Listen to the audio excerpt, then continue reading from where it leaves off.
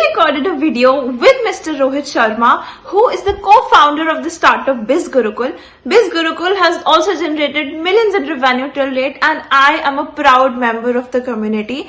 Mr. Rohit Sharma has also given Josh Talks and is also a TEDx speaker, and he is very down to earth and a humble person, and I am super excited to share this video with you all. Let's get right into the video. Okay so sir, आपने entrepreneurship का कीड़ा कहाँ से आया दिमाग में, and आपकी entrepreneur की जर्नी स्टार्ट कैसे होती है, उसके बारे में थोड़ा बताइए। मैं ना बचपन में मिट्टी बहुत खाता था, मुझे लगता है वहां से कीड़ा आ गया होगा।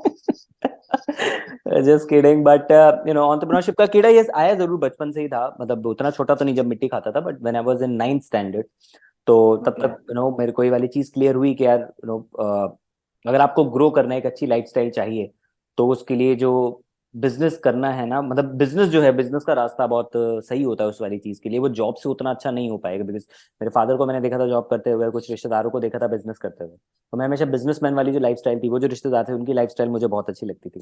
तो वहां से फिर ये वाला कीड़ा आया कि यार एक दिन बिजनेस तो करना ही करना है। कैसे करना है, क्या करना है, वो वाली चीजें बात की प्लान थी। ये था कि जैसे बाकी रिश्तेदार को देखता था कि जब उन्होंने, जो लोग बिजनेस करते थे, कि जब जॉब किया उन्होंने, जॉब के साथ फिर धीरे धीरे उन्होंने पार्ट टाइम में अपना बिजनेस स्टार्ट किया, फिर फुल टाइम बिजनेस में आ गए। तो मेरा वही प्लान था, थोड़ा टाइम जॉब करूंगा, थोड़ा पैसा सेव करूंगा, थोड़ा एक्सपीरियंस ले लूंगा, उसके बाद आई वेंचर। तो बट भगवान की कृपा रही कि कॉलेज टाइम से ही मैं उसको करने में कामयाब हो गया।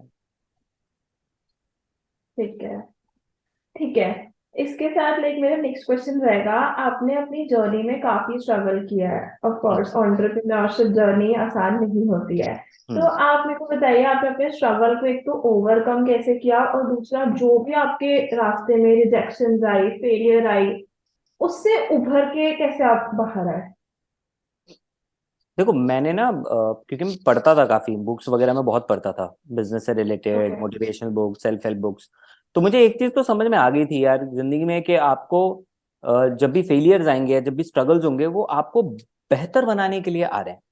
और वो आपको बेहतर तभी बना सकते हैं जब आप उनसे कुछ लेसन ले लो। ठीक है।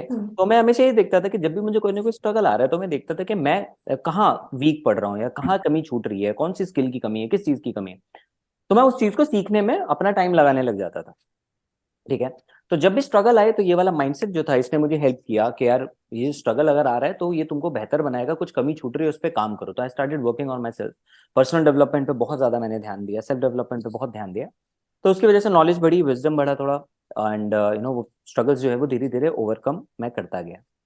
उसके अलावा एक जो चीज ने मुझे बहुत ज्यादा हेल्प की, वो था मेरा एनवायरनमेंट। कि मैं हमेशा अपने एनवायरनमेंट में उन लोगों के साथ टच में रहता था जो कि आगे बढ़ने की बातें करते हैं, जो पॉजिटिव माइंडसेट के हैं, पॉजिटिव एक एटीट्यूड रखते हैं।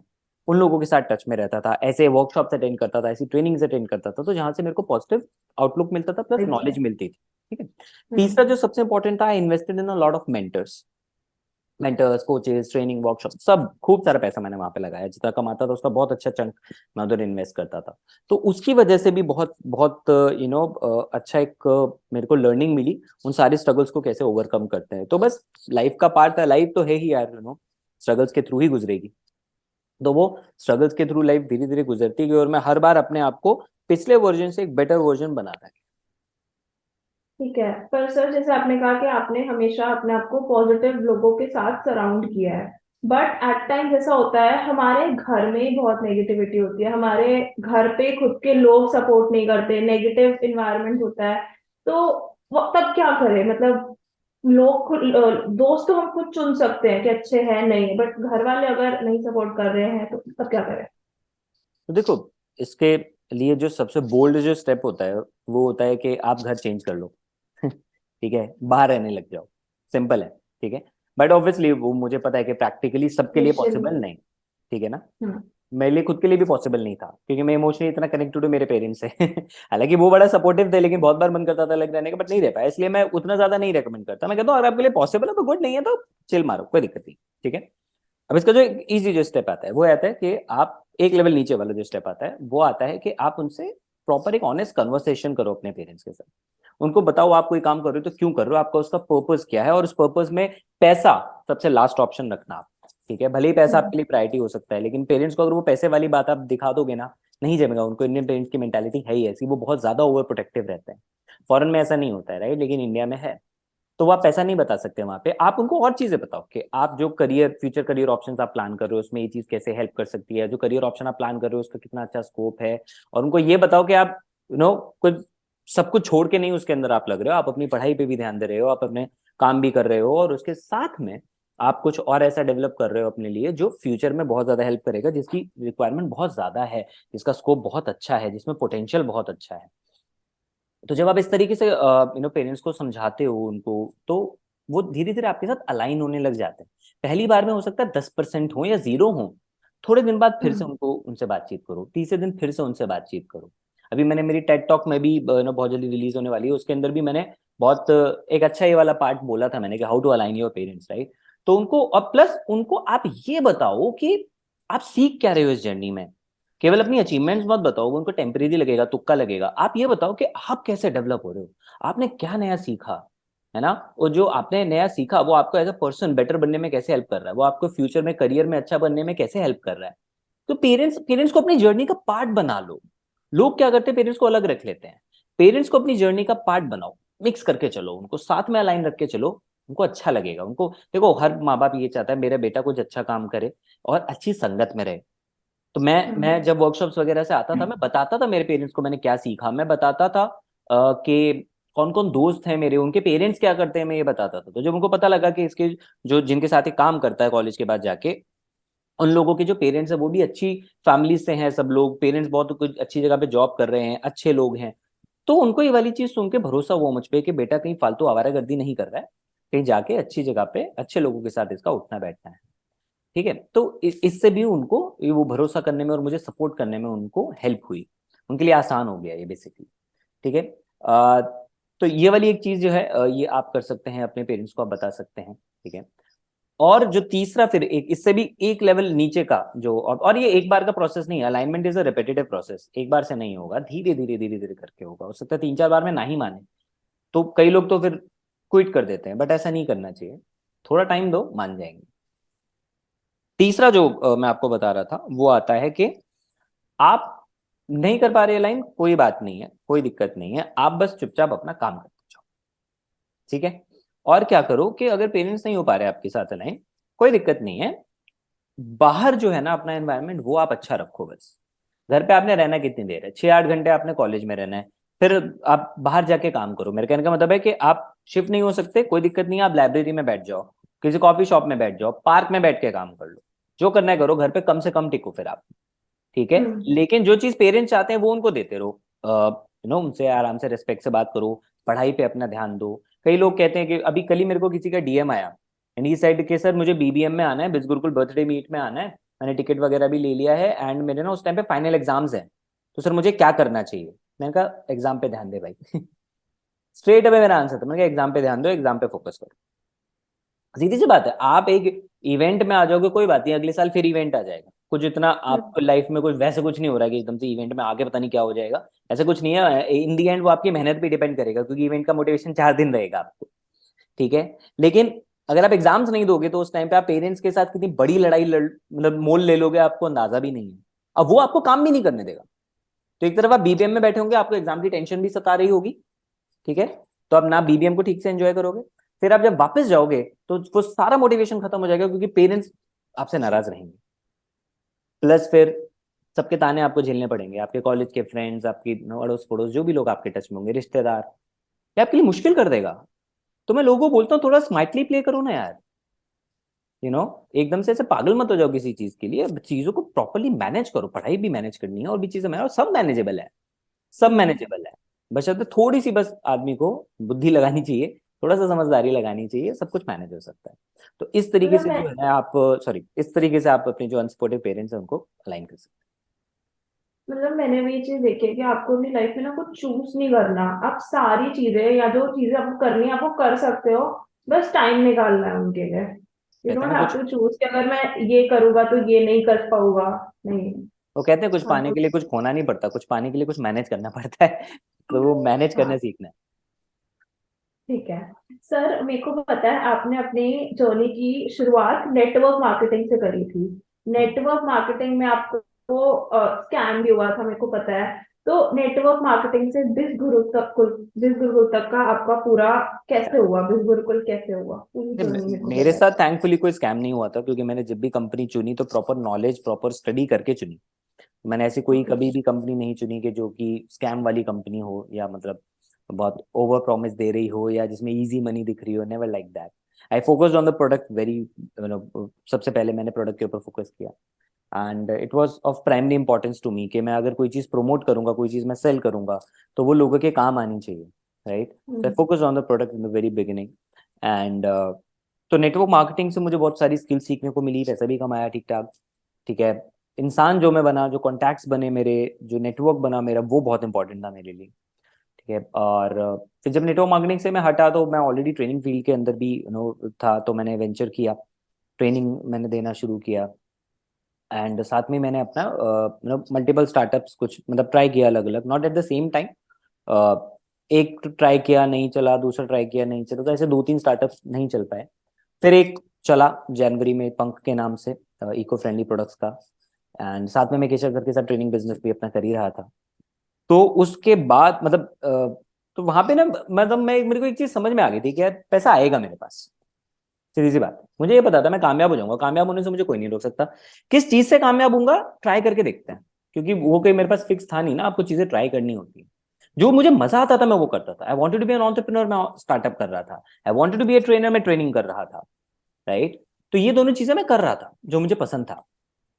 उसके बाद देन धीरे धीरे बिज गुरुकुल पे भी हमने काम करना शुरू किया। Then rest is history. फिर लॉकडाउन के बाद तो बिज गुरुकुल ही बिज गुरुकुल छा रहा है फिर तो। सर, अगर किसी को स्टार्ट करना है अपनी एंटरप्रेन्योरियल जर्नी, तो वो कैसे करे, क्या क्या स्टेप्स दिमाग में रखे, कैसे फ्रॉम द स्क्रैच स्टार्ट करे? सबसे पहले कुछ आइडिया प्लान करें। ठीक है। कि मतलब कोई आइडिया ही नहीं है तो फिर कैसे होगा, है ना। आइडिया के ऊपर काम करे। एक जब उसके बाद एक अच्छा आइडिया हो, तो एक फटाफट से एमवीपी क्रिएट करे, minimum viable proposition, minimum viable product, कुछ भी आप कह लो। ठीक है। तो एक एमवीपी वो अपने लिए क्रिएट करे, एक ऐसा प्रोडक्ट जिसको वो मार्केट में टेस्ट कर सके। छोटा प्रोडक्ट लॉन्च करके टेस्ट करना बहुत जरूरी होता है। ठीक है। और पेशेंस रखे। ऐसा नहीं रातों रात नहीं हो जाएंगी चीजें, मेरे को भी इतना टाइम लग गया। ठीक है। तो टाइम लगता है। आप चीजों को टेस्ट करो, मार्केट से फीडबैक आपको आएगा। Don't do it just for this sake के पैसा आ जाएगा मेरे को इस प्रोडक्ट को लॉन्च करके, नहीं। पहले केवल टेस्टिंग करो। फीडबैक के लिए आप रखो खुद को, 2 6 8 महीने दो प्रॉपरली किसी चीज पे काम करके। ठीक है। एंड साथ साथ में आप स्टडी करते जाओ कि और खुद को डेवलप करते जाओ वहां पे कि मेरी कौन कौन सी स्किल्स अभी वीक हो रही है, क्या मैं सेल्स नहीं कर पा रहा हूँ, क्या मैं मार्केट नहीं कर पा रहा हूँ, क्या मैं टीम नहीं क्रिएट कर पा रहा हूँ, what ever it is, right. तो सबसे पहले एक आइडिया, एंड उसके साथ आपका विजन होना बहुत ज्यादा जरूरी है कि आप उस आइडिया से क्या प्रॉब्लम सॉल्व कर रहे हो, और आप क्या इम्पैक्ट क्रिएट करना चाहते हो सोसाइटी में, है ना। फिर आप अपना प्रोडक्ट लॉन्च करके उसको टेस्ट करो मार्केट में। फीडबैक आएगा, प्रोडक्ट को आप इंप्रूव करो। ठीक है। एंड देन फिर आगे के स्टेप्स आते हैं। मतलब जो मैं बोल रहा हूँ ये ऐसा नहीं है कि एक एक हफ्ते का काम है, ऐसे नहीं, महीनों लग जाते हैं इसमें। ठीक है। It will take time, but you need to start. The ultimate thing is start. इसलिए मैंने पहली चीज बोला, आइडिया लॉन्च कर भाई, स्टार्ट कर दे। कुछ हम्म। लॉन्च कर मार्केट में, तेरे को कुछ इंफॉर्मेशन मिलेगी, कुछ फीडबैक मिलेगा।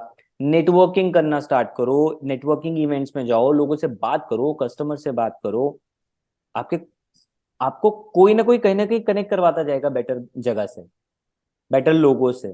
जैसे आपको मे बी कोई अच्छा आपको वेंडर मिल जाएगा, हो सकता है कोई आपको अपनी टीम के लिए कोई पर्सन मिल जाए, आपको बिजनेस का कोई को फाउंडर मिल जाए आपके बिजनेस के लिए, राइट। तो लोगों से मिलना शुरू करो, बाहर जाओ। घर बैठे बैठे चीजें नहीं बिल्ड होंगी। नीड टू मूव आउट, चाहे ऑनलाइन हो चाहे ऑफलाइन हो। अब ऑफलाइन खुल गया तो ऑफलाइन का फायदा उठाओ, इन पर्सन हम्म। मीट करो लोगों से जाके।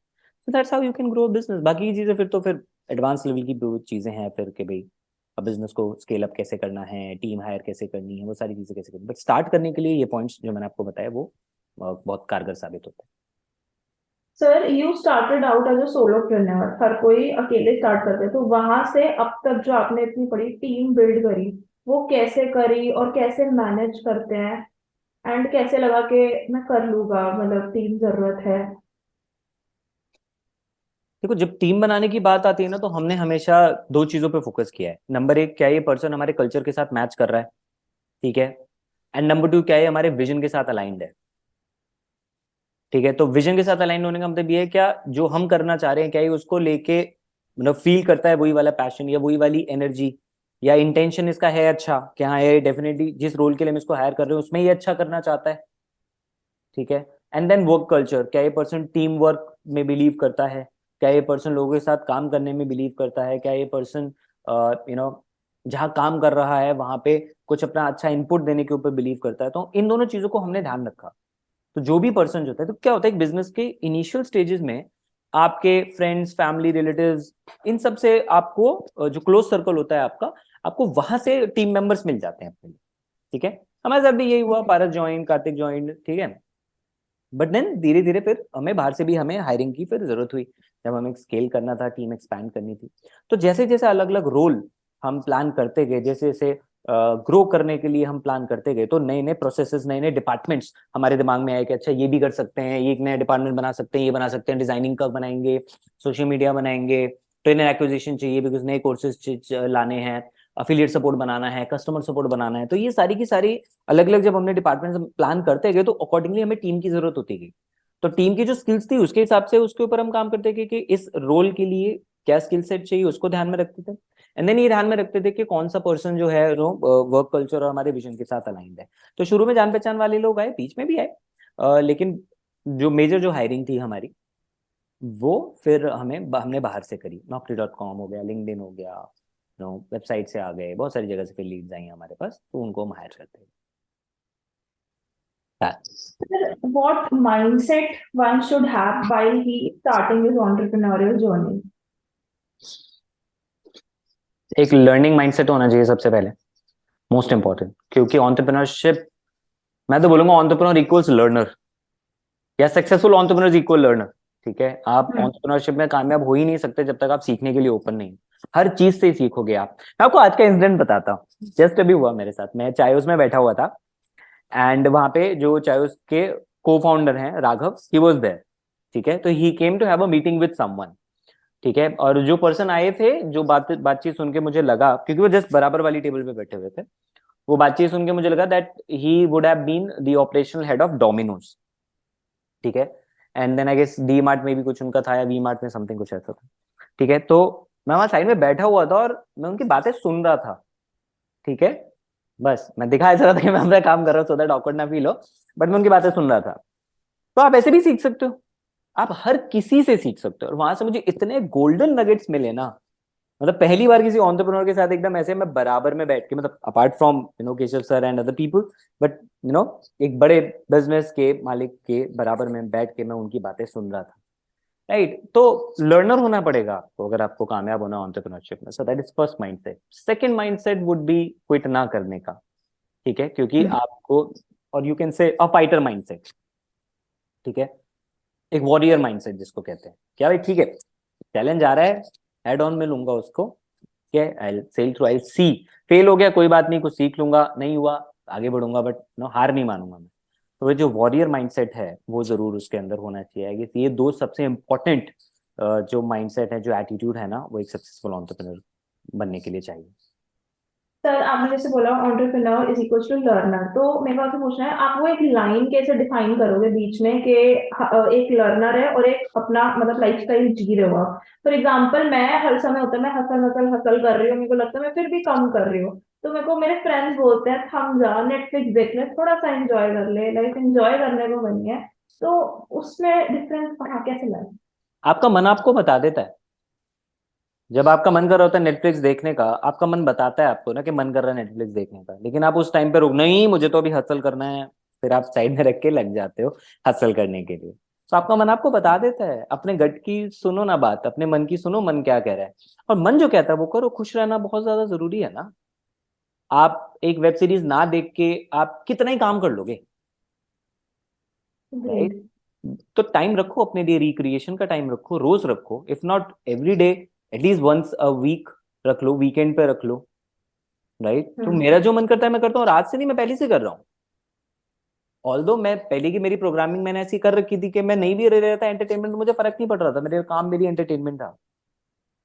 ठीक है, ओके। बट तो वो इसलिए नहीं कर रहा था कि मुझे हसल करना है, मुझे इसलिए करना है, ऐसा नहीं। मैं मूवीज तब भी जाता था, हर हफ्ते मूवीज देख रहा होता था मैं। ठीक है, मैं टीवी पे मूवीज देख रहा होता था। ये तो खैर बहुत पहले की बात है। बट जब इसमें था, एंटरप्रेन्योरशिप में था, कॉलेज में था, मूवीज आता था। ट्रेनिंग्स वगैरह में मुझे बहुत ज्यादा, तो मतलब वही अपने ऊपर है कि आपको किस चीज में मजा आ रहा है। मुझे वो लर्निंग में मजा आने लग गया था ज्यादा, राइट। फिर मूवीज का चस्का आया, फिर कैफेज में बैठने का चस्का आया, घूमने का चस्का आया, सारी सारी सब चीजें की है मैंने यार। तो ये ना हसल को एक गलत वे में ले लिया लोगों ने। हम्म। ठीक है ना, हसल को एक गलत वे में ले लिया लोगों ने, जहाँ पे लोगों को लगता है हसल का मतलब कि भैया सब कुछ छोड़ के ना तुझे 20 घंटे काम करना है। मतलब अगर तुम 20 घंटे काम नहीं कर रहे ना, अगर तुम तुम नींद सक्सेसफुल नहीं खराब होगे। नहीं है तो तुम सक्सेसफुल नहीं होगे, तो तुम गलत कर रहे हो, पाप कर रहे हो, तुम नहीं बन सकते। ऐसा कुछ नहीं होता है यार, ऐसा कुछ नहीं होता है। सर एक चीज और है, लोग बोलते हैं कि सुबह 5 बजे उठो तब सक्सेसफुल होगे। इसमें आपका क्या व्यू पॉइंट है? मैं नहीं उठता 5 बजे। पता नहीं मैं सक्सेसफुल हूँ या नहीं, आप बताओ। नहीं सर, अब बिल्कुल हो। मतलब हाँ, ये थॉट प्रोसेस होता है लोगों का कि सुबह जल्दी उठो, मतलब वही हसल हसल हर समय। पता, इट डज आप हेल्प। इट डज हेल्प, मैं मना नहीं करूंगा। अगर आप 4 या 5 बजे उठ रहे हो, मुझे उसके बेनिफिट्स पता है। मैंने उठ के भी देखा है। कुछ रीजंस थे जिसकी वजह से मैं कंटिन्यू नहीं कर पाया, बीच में कुछ सर्कमस्टांसेस हुए कि मेरा वो डिसिप्लिन नहीं बन पाया। लेकिन मैं उसको लेके उदास नहीं हूँ, परेशान नहीं हूँ। केशव सर भी नहीं उठते 4-5 बजे, कितने लोग नहीं उठते 4-5 बजे जिनको मैं जानता हूँ और वो सक्सेसफुल हैं। नहीं उठते 4-5 बजे। कुछ उठते हैं, बिल्कुल उठते हैं, सक्सेसफुल है। क्या दिक्कत है? सबका अपना अपना तरीका है। आपको जिस चीज में आनंद आ रहा है वो आप करो, जिसमें आपको खुशी मिल रही है वो करो। खुशी होगी, कामयाब हो जाओगे। You are a manifesting coach, right. आपको पता है जो हम होते हैं वही हम अट्रैक्ट करते हैं, राइट। तो अगर मैं 4 बजे भी उठ रहा हूँ और लेकिन फिर मैं खुद को क्रिप कर रहा हूँ या स्कोल्ड कर रहा हूँ या मैं परेशान हूँ 4 बजे उठ के कि अरे यार लेकिन यार मेरे सोने का मन कर रहा है, तो ऐसे तो कभी कामयाबी आएगी ही नहीं, क्योंकि आप वो अट्रैक्ट ही नहीं कर पाओगे। सात आई बजे थिंक उठ ये बिलीफ होता है कि हम सुबह उठ के करें या कितने 10-11 बजे भी उठे, we can do it. It's just a belief. बिल्कुल, आप दिन के 4 घंटे काम कर रहे हो ना, लेकिन वो 4 घंटे पूरे फोकस के साथ काम करो, आपको बहुत अच्छे बस रिजल्ट ना। मिल जाएंगे। ठीक मैटर है। ये करता है जितने टाइम जगे हो उस टाइम क्या कर रहे हो, कितने बजे जग रहे हो ये मैटर नहीं करता, कितनी देर जग रहे हो ये मैटर नहीं करता। जब जगे हो ना तब क्या कर रहे हो वो मैटर। Quality over quantity. हाँ, right. Summed it really well. Sir next question मेरे को है, आपको लगता है हैबिट्स मैटर करती है कि किस कुछ भी करने में, एंटरप्रेन्योर बनने में या आपको कुछ भी बनना है, हैबिट्स हाँ, डिसिप्लिन है तो क्या हैबिट्स होनी चाहिए? हैबिट्स सबसे ज्यादा इंपॉर्टेंट रोल प्ले करती हैं। Habits hmm. Shape your mind, habits shape your future, habits create your life, right. तो जो आपकी आदतें हैं वो सब कुछ बना देंगी आपके लिए। तो अब आपको ये देखना है आपको फ्यूचर क्या चाहिए, उसके हिसाब से आदतें बना लो, हम्म। Right.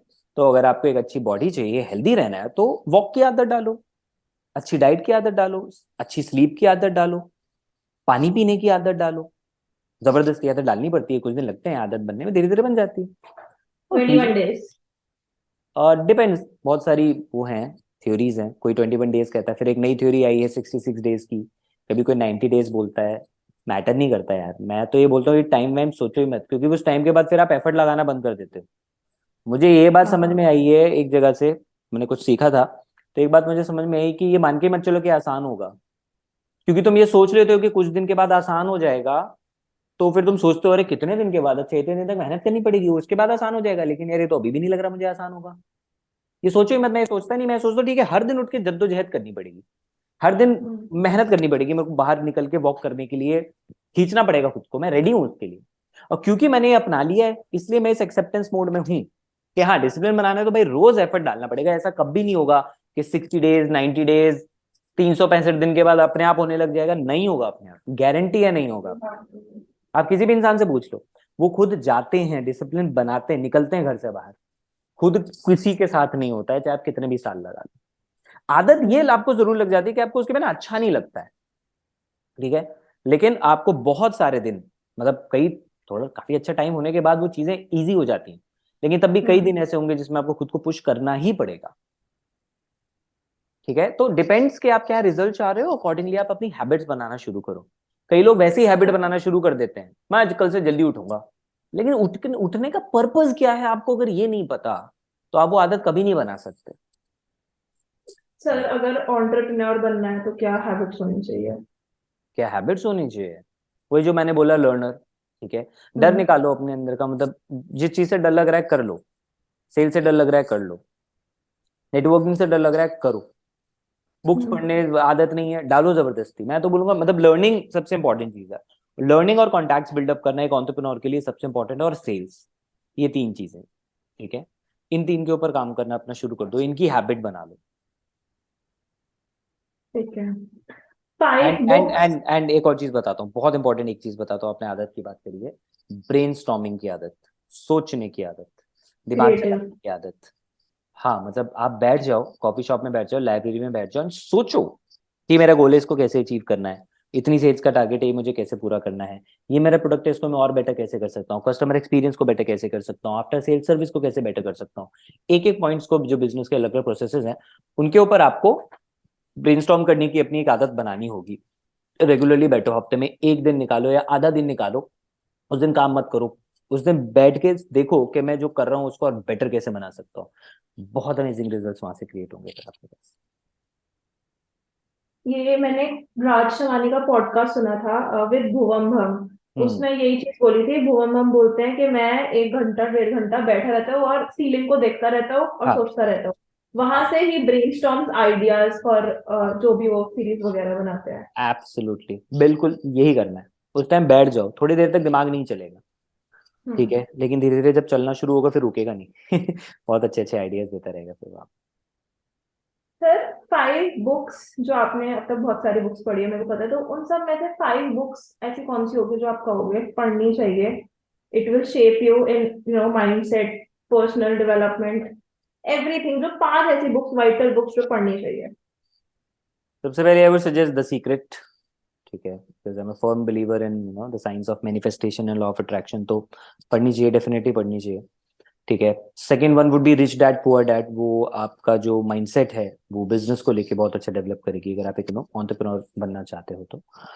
Third one would be, अगर पैसे की मैं बात करूं तो it would be the secrets of millionaire mind and psychology of money, मैं इन दोनों को सेम लेवल पे रखूंगा, ठीक है, बिकॉज फाइनेंस के हिसाब से बहुत इंपॉर्टेंट, मतलब मनी की साइकोलॉजी को समझने के लिए ये बहुत दो इंपॉर्टेंट बुक्स हैं, the secrets of millionaire mind and the psychology of money, ठीक है। मैं पढ़ रही हूँ ये वाली अभी। कौन सी? अच्छा, ओ Very good. Lovely, lovely, lovely book, ठीक है। तो ये तीन जो है मैं आपको इसके लिए बताऊंगा।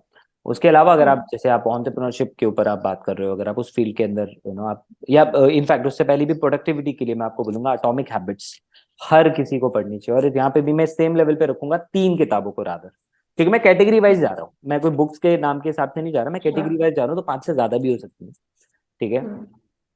प्रोडक्टिविटी की मैं बात कर रहा था, atomic habits, deep work and the one thing, in 3 books ने मुझे प्रोडक्टिव होने में हद से ज्यादा हेल्प करी।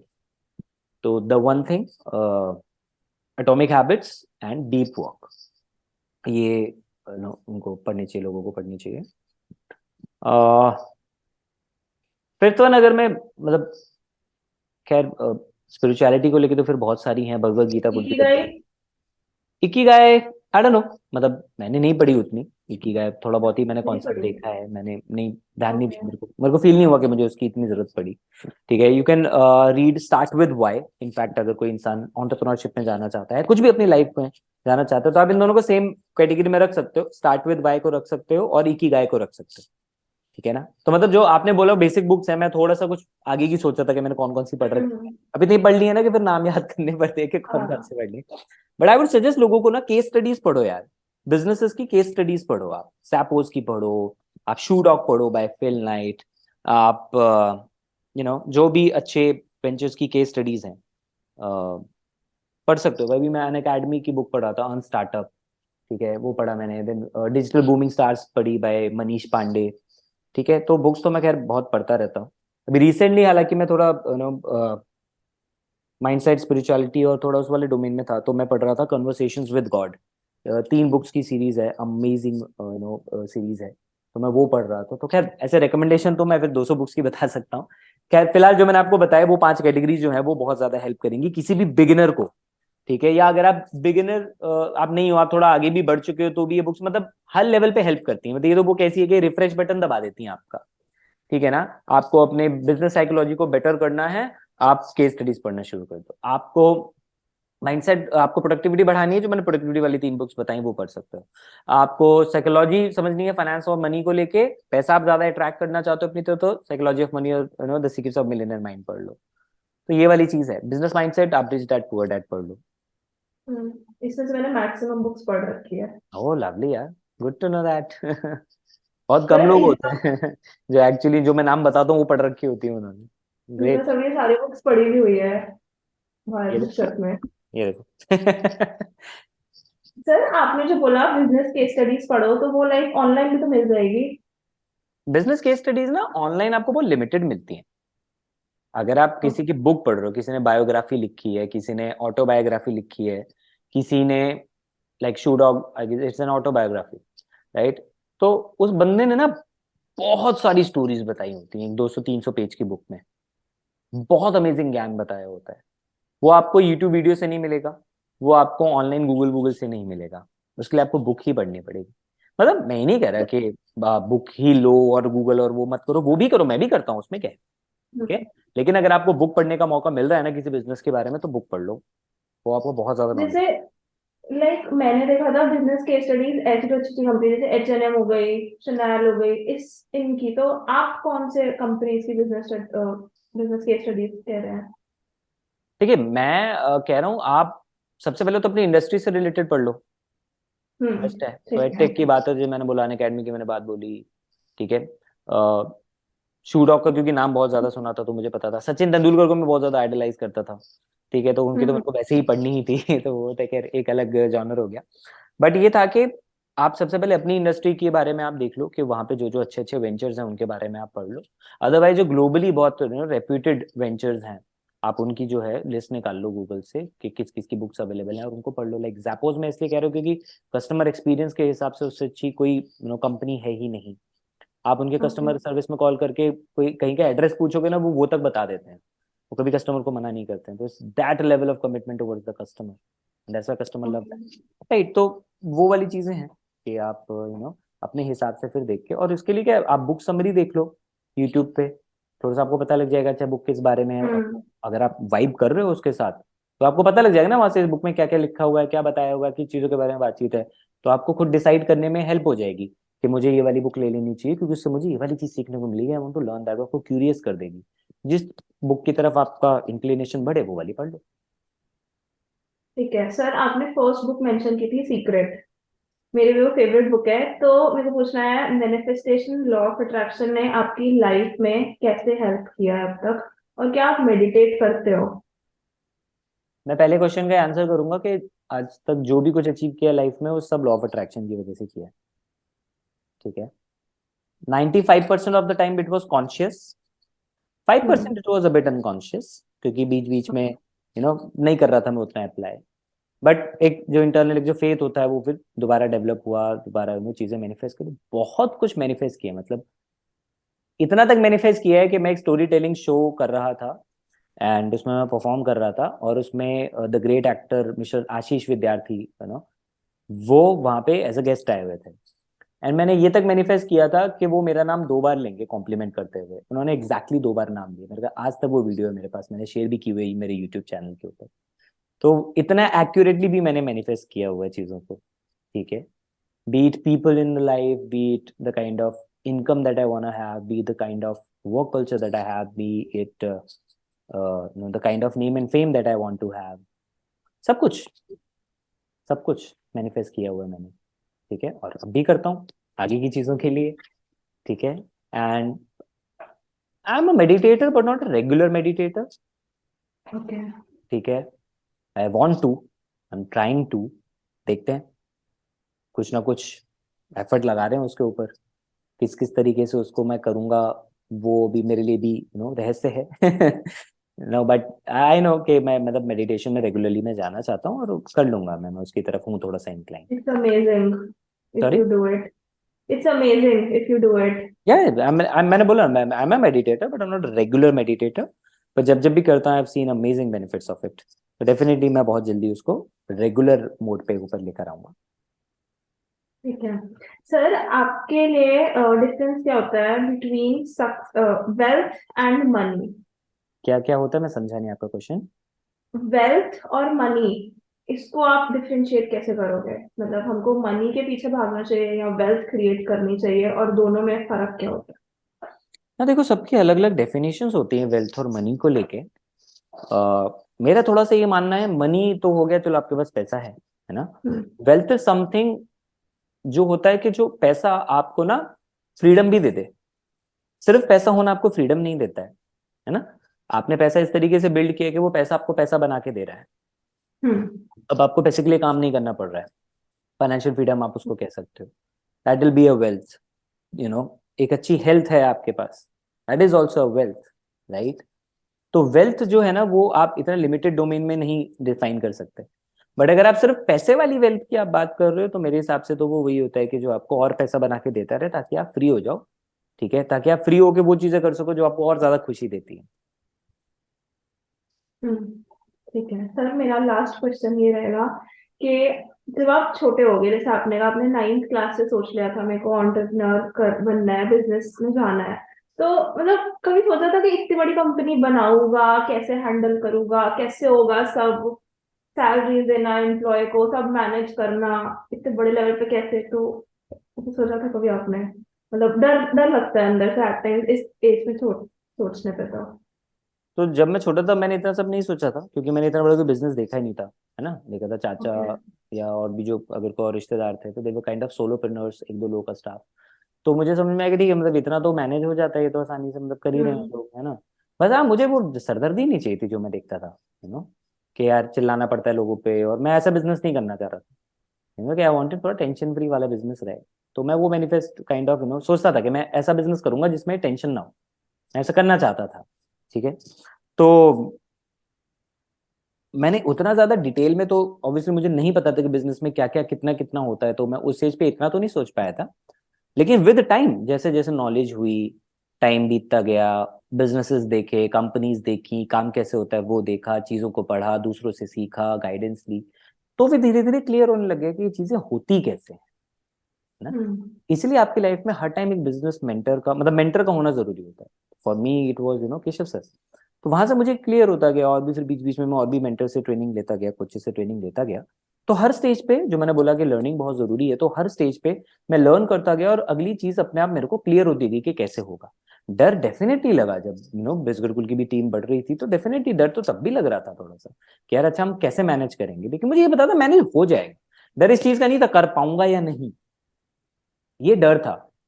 ये मेरे अंदर नहीं था, ये जो डर होता है मेरे अंदर ये था कि कैसे होगा। तो I was concern, I won't say कि मैं डरा हुआ था, मैं बोला मैं कंसर्न था कि अच्छा फर्स्ट टाइम है यार, कैसे करेंगे, क्या क्या स्टेप्स होंगे, ये कैसे किया जाता है, होगा या नहीं होगा, इसको लेके मैं नहीं डरा हुआ था। मुझे पता था ये हो जाएगा, जब यहाँ तक हो गया तो आगे भी हो जाएगा। The ठीक है। kind of faith which you had is amazing. Definitely मैं ये चीज समझ गया था कि अगर भगवान ने मुझे ये बुद्धि दी है, ये थॉट डाला है, एक बीज डाला है कि एंटरप्रेन्योर बनना है, पहुंचाएगा तो सही मेरे को, पहुंच तो मैं जाऊंगा वहां तक। ठीक है, और जब वहां तक पहुंचूंगा तो आगे का रास्ता दिखने लग जाएगा। ठीक है। तो आपको दिल्ली से जयपुर जाने का पूरा रास्ता नहीं दिखेगा ना। आपको सबसे पहले गाड़ी निकालते अपनी गली दिखेगी। ठीक है। तो इवन अगर आप हाईवे पे भी होंगे, तो थोड़ी दूर तक का ही आपको रास्ता दिखेगा। हम्म। अब ऐसा ना हो वीडियो देख के कई लोग कमेंट में डाल रहे हैं अरे गूगल मैप्स भी तो होता है। तो मैप आपको एक बार बस वो दिखा देगा कि क्या कहाँ से कहाँ तक है, लेकिन जब आप ड्राइव कर रहे होंगे ना, तो मैप ये नहीं खुद ही दिखाएगा करनी कि होगी। गाड़ी के, हाँ घर मतलब आपके रास्ते में गाड़ी के आगे गाय आ गई है, वो मैप नहीं दिखाएगा, वो आपको खुद ही करना होगा। तो आपको उतना ही रास्ता दिखाई देगा, जितनी हेडलाइट जलाओगे रात को आपको उतने दूर तक का दिखाई देगा। जब उतना कवर करोगे तो आगे का 50 मीटर दिखेगा, उतना कवर करोगे तो और आगे का 50 मीटर दिखेगा। ठीक है। तो बस मैं वो करता गया, 50-50 मीटर देखता गया, और धीरे धीरे आगे का रास्ता चीजें बनता गया। होती गई। फेथ था कि हो जाएगा। So one last message for our audience. Take action. सोचते रहोगे, बैठे रहोगे, पढ़े रहोगे, कुछ नहीं होगा। कई लोग मुझे मैसेज करते, सर मैं वेंचर करना चाहता हूँ, अपना स्टार्टअप करना चाहता हूँ, मैं कैसे करूँ, मुझे समझ नहीं आ रहा। या सर मैं काम कर रहा हूँ थोड़ा सा, लेकिन ये स्ट्रगल आ रहा है तो मैं डर रहा हूँ कि ये ना हो जाए। तो वही चीज कहता हूँ, भाई तुम एक्शन ले लो ना। जितना तुम टाइम बैठ के सोचोगे कि क्या होगा क्या होगा, कैसे होगा, हो पाएगा नहीं हो पाएगा, करके देख लो। डरने से अच्छा है कि हम फेल ही हो जाओगे ना, क्या हो जाएगा, कोई बहुत बड़ा कोई नुकसान कुछ नहीं हो रहा तुम्हारा। ठीक है, फेल ही हो जाओगे थोड़ा सा तो कुछ लेसन मिल जाएगा, उससे अगली बार बेटर कर लेना। लेकिन अगर सोच सोच के बैठे रहोगे, पहला स्टेप ही नहीं लोगे, तो कहीं नहीं पहुंच पाओगे फिर तुम। तो स्टार्ट तो करो, उसके बाद चीजें देखो। मैंने स्टार्ट किया, मल्टीपल चीजें की, तब आप जाके आज मेरा इंटरव्यू कर रहे हो। अगर मैं बैठे रह जाता कि मैं एक दिन मेरे को यार ना इंटरव्यूज देने हैं यार, मैं चाहता हूँ लोग मुझे इनवाइट करें अपना पॉडकास्ट पे, और उस पे यार मैं भी चाहता हूँ फेमस होना, और उसके लिए मैं करूँ कुछ नहीं। I want to get in to acting, so the first thing was that I should enrol in to acting class, and I did. Okay. ठीक है, क्योंकि मुझे पता था मेरे वो पैशन है, मेरे को करना है। लेकिन अब मुझे यार हो पाएगा या नहीं हो पाएगा, है ना, मुझे नहीं फर्क पड़ता रोल मिले ना मिले, मुझे ये पता है मिलेंगे। मुझे खुद पे भरोसा है, दैट इज फेथ। और मुझे मतलब देयर इज समथिंग, जब आप लॉ ऑफ अट्रैक्शन की बात करते हो ना, जो अल्टीमेट चीज होती है यू हैव दैट फेथ कि तुम्हें पता है कि होगा, जब बाप नहीं रोक सकता sorry to use this language, but वो ये जब आप खुद से बात करते हो तो आप ऐसी मैं तो ऐसे ही करता हूँ। मैं अपना निकनेम लेके साले वाले लगा के सब करता हूँ, साले कर देगा तू, फाड़ आदमी है, मैं तो खुद से ऐसी बात करता हूँ। ठीक है, तो मैं ये बोल दूं खुद को, अरे होना ही होना है, कोई नहीं, किसी का बाप नहीं रोक सकता, अब हो जाएगा, बस कोई दिक्कत नहीं, मेरे को बस एक्शन लेते जाना है बस। ये फेथ चीजें करा देता है। मुझे फेथ था मैं रिच बनूंगा, मैं बना, because I had that faith. Faith रखो खुद पे, वो बैठा है, वो रास्ता दिखा देगा, यूनिवर्स तुमको रास्ता दे देगा। प्रॉब्लम ये तुम फेथ नहीं रखते हो, है ना, और इसकी वजह से एक्शन नहीं लेते हो। और उसकी वजह से एक्शन है, क्योंकि तुम्हारे मन में डाउट है, नहीं हुआ तो फिर मैं एक्शन ही क्यों लूं हो गया तो। और हो गया तो ये भी तो सोचो। मैं तो जिंदगी में मैंने पहला स्टेप ही इसलिए लिया था नेटवर्क मार्केटिंग, जब मैंने एनरोल किया था पैसे नहीं थे मेरे पास, 10,000 रुपए नहीं थे, उधार मांग के लिया था। और ये सोचा था नहीं भी हुआ कोई बात नहीं, ट्यूशन पढ़ा के रिटर्न कर दूंगा। लेकिन डोमिनेटिंग थॉट ये था, यार हो गया तो, ये हो गया तो की वजह से मैंने ये स्टेप लिया था। वो तो बैकअप था कि नहीं हुआ तो लौटा दूंगा, लेकिन डोमिनेटिंग थॉट क्या था, हो गया तो। फिर सोच रोहित क्या लाइफ होगी यार, एंड इट हैपेंड। तो मैं लाइफ में हमेशा वही स्टेप लेता गया, हो गया तो, हो गया तो, हो गया तो, और चीजें होती गई। Thank you so much sir, आप आए, आपने अपना टाइम दिया। My pleasure. मुझे ऑडियंस को बहुत अच्छा लगेगा जब वीडियो अपलोड होगी। मुझे पर्सनली बहुत अच्छा लगा, मैं ये वीडियो दोबारा देखने वाली हूँ बुक्स वगैरह के नाम देखने के लिए। Thank you so much. मैं बस थैंक यू बोलना चाहती थैंक हूँ। You so much for inviting me, thank you so much. बहुत अच्छे क्वेश्चंस थे आपके, जिसने मुझे भी वो आंसर्स देने पे मजबूर किया कि जो ज्यादा से ज्यादा वैल्यू दे सके लोगों को, एंड आई एम श्योर कि लोगों को बहुत अच्छी वैल्यू इससे मिलेगी और लोग इम्प्लीमेंट करेंगे। Thank you so much sir. My pleasure, thank you.